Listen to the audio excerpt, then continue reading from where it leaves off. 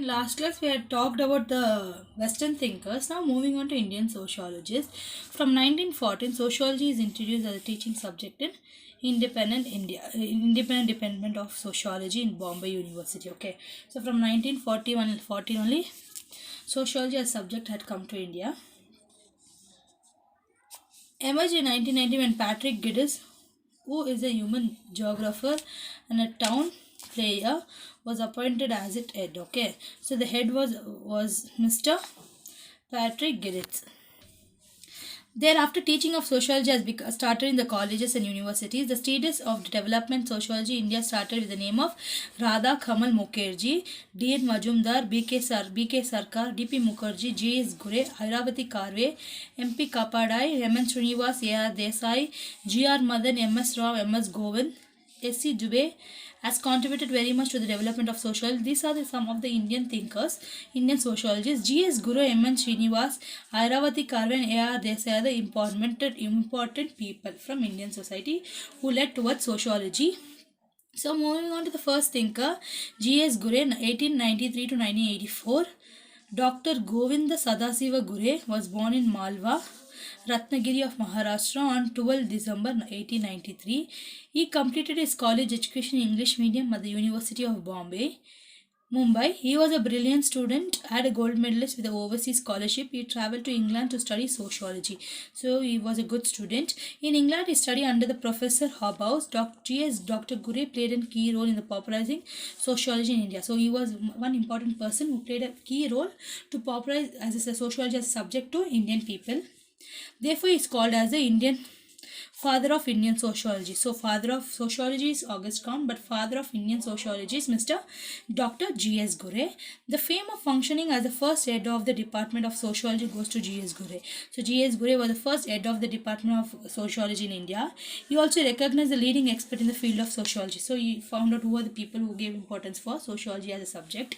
G.S. Gure character elaborate study of caste and races in India. So mostly he talked about the races and casteism in India. He elaborately written the origin of caste, regional existence of caste, and the characteristics impact of British rule on caste system and caste politics, various important works which he had written. Till today, these books give important and relevant resources material about caste system in Indian society. Okay, the books are like impact of British caste rule, origin of caste, regional existence of caste, etc. G.S. Gure made a comparative study of kingship in Indo-Aryan culture, though his work Family and Kingship in Indo-Europe culture. So he had a work named Family and Kingship in Indo-European culture. He studied not merely with the past evolution of Indian society and culture, but also with the present tension and problems. So he just didn't study out past event, the present event which will be there also, he studied about that events. His study on rural culture also gained importance in the field of sociology. Studies on the major deities, ancient civilization, role of Sudhas, Sannyasis was included in his analysis. He also wrote on Bharatanatyam and its customs. Okay, he also covered studies in Rajput literature, Shakespeare, Comte, contemporary problems in India. So he was like all rounder. Okay, going into all topics and talking about the present situation, also about society. Totally, his works present the logical continuity from the past to present. So he didn't just give you something somewhere. He picked something and gave you.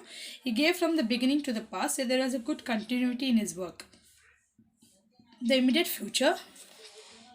G.S. Gure very much opposed this policy of isolation advocated by Virai Helvine regarding tribal development. So he talked about the tribal development as well. He said that sociology and cultural isolation of isolation tribals would have dangerous implication. He thus advocated policy of assimilation.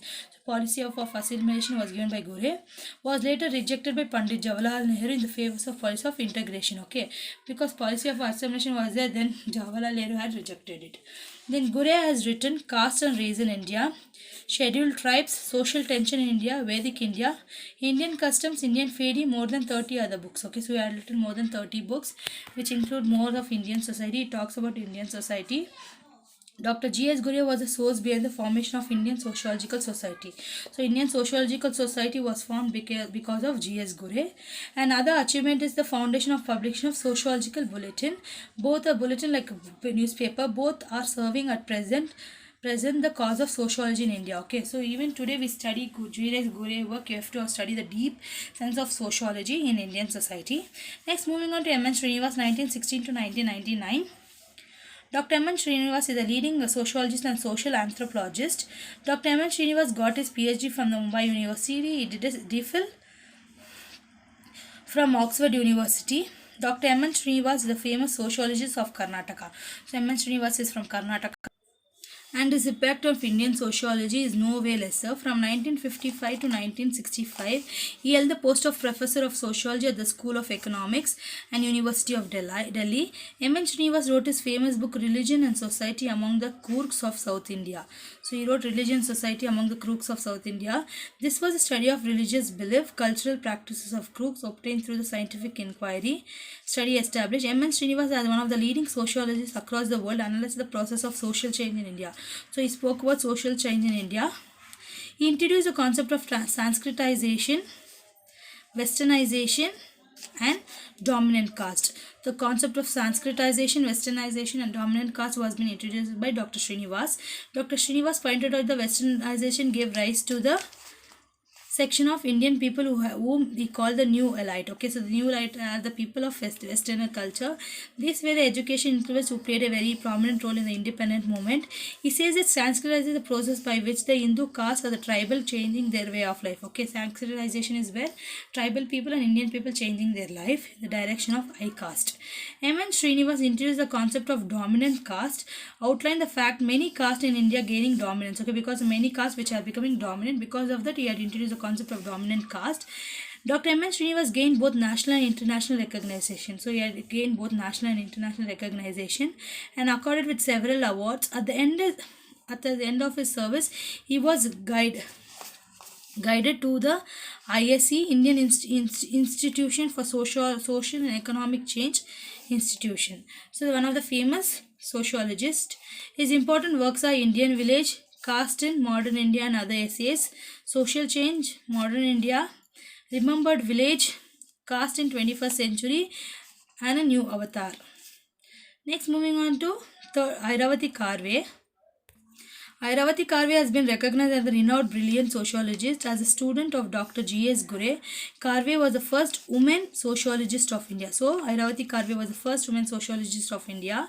She earned the postgraduate degree in the sociology. So, Airavati Karve had done her master's in sociology from the University of Bombay and served as a professor of research center of Pune of Deccan College. Okay, so she was also a research scholar. Dr. Airavati Karve of the field in studies, very much extensive that Indian society and social institution, kingship and specialized interest in the studies, understanding the Indian society and institution of basis of kingship. Kingship Organization in India is a famous work. So, famous work of Hierarchical Kingship Organization in India. In a famous work, Hindu Society and Interpretation, Land and People of Maharashtra, Family in India are the more than 7 other books written by Dr. Airavati Karve. Dr. Karve was one of the good scholar in Marathi language. Okay, even Dr. Airavati Karve was good scholar in Marathi language. She has been given the Maharashtrian Region Sahitya Academy Award to her book Yugatha. Her Marathi books are आमची संस्कृती, मराठी लोकांची संस्कृती, हिंदी समाजाची सोमाजी रचा. These are the other important works of her in Marathi language. The next sociologist is A.R. Desai, 1915 to 1994. Akshay Ramlal Desai was Akshaya Ramlal Desai was born in 1950. He was a student of G.S. Ghurye in the Bombay University, who later became the professor and the head of the department of the same university. For the most of his career, he was associated with the various kinds of non-mainstream Marxist political groups.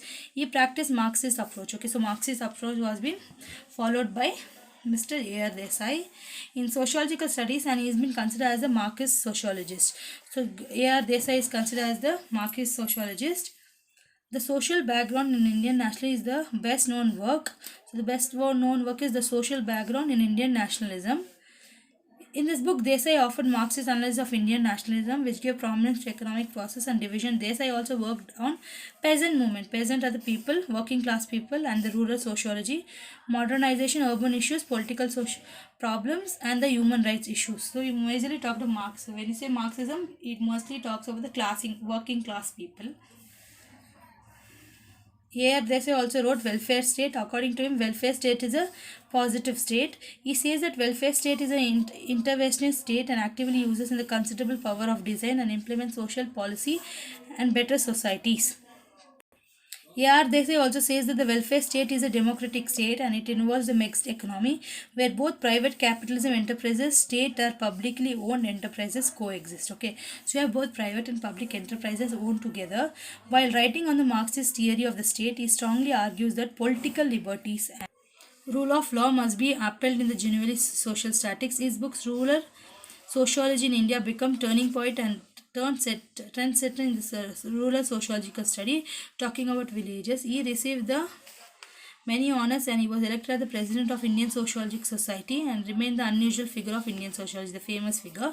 Other Indian sociologists are K.M. Kapade, M.S.A. Rao, I.P. Desai, Professor Yogendra Singh, Jayaraman, then Ishwaran and others.